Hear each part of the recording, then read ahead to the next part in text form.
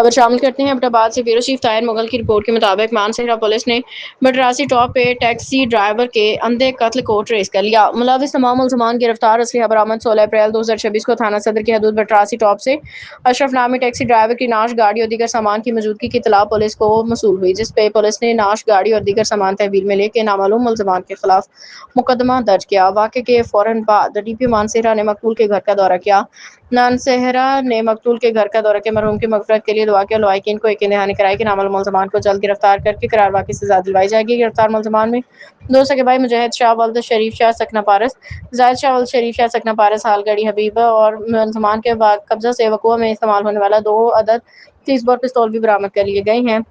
دوران مزاحمت پہ ملزمان نے فائرنگ کر دی، جس پہ ٹیکسی ڈرائیور اشرف موقع پہ جاں بحق ہو گیا۔ مزید تفتیش کے دوران یہ بات بھی سامنے آئی ہے کہ مرکزی ملزمان مجاہد شاہ اور زاہد شاہ آپس میں سگے بھائی ہیں۔ دونوں کا مجرمانہ پس منظر موجود ہے۔ ملزمان کے والد شریف شاہ تھانہ بالا کوٹ کے ریکارڈ یافتہ بدماش بنڈل بی میں شامل رہا، جبکہ ملزمان کا ایک بڑا بھائی بھی اقدام قتل جیسے سنگین مقدمات میں ملوث اور سزا یافتہ ہے۔